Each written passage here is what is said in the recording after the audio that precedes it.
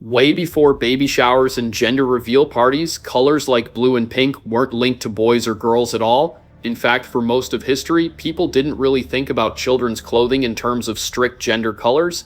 Babies were simply dressed in white. White cotton and linen were easy to bleach, wash, and reuse, which made sense in a time when practicality mattered more than symbolism. So where did the idea come from that blue means boy and pink means girl? The answer is a lot more complicated and more recent than you might think. Back in the early 1900s, department stores and fashion magazines actually gave the opposite advice of what we follow today. Pink was considered a strong, bold color, closer to red, and therefore more suitable for boys. Blue, on the other hand, was seen as soft, delicate, and angelic, making it perfect for little girls.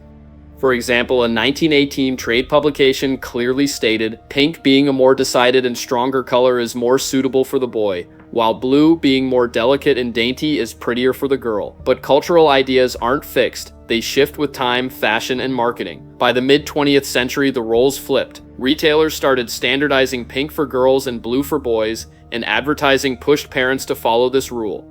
Some historians suggest that this shift was tied to manufacturers wanting to sell more clothes. If boys and girls had different colors, hand-me-downs became harder to reuse between siblings, which meant more sales. The change also reflected broader ideas of femininity and masculinity that emerged during and after World War II. Men returning from war were encouraged to embrace traditional masculine roles, while women were often tied to domestic ideals.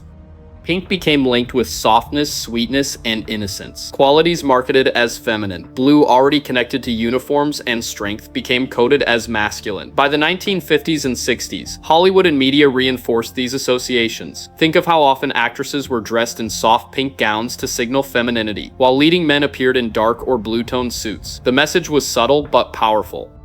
Interestingly, not everyone around the world follows this exact color code. In some cultures, pink isn't strongly tied to girls, and blue isn't exclusively for boys. For example, in 1920s Europe, many aristocratic families still dressed young boys in pink. In Japan, red and pink tones are linked with good luck, so it's not strange for boys to wear pink too.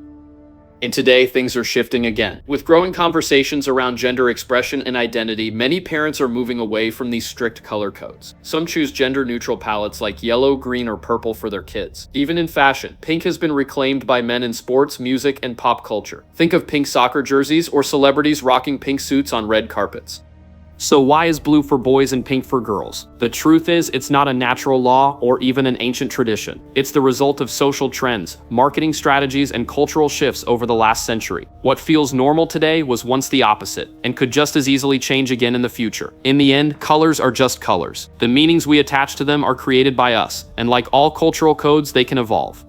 So what do you think? Do you believe pink and blue will always stay tied to gender, or will the next generation break that rule completely? Let me know in the comments below.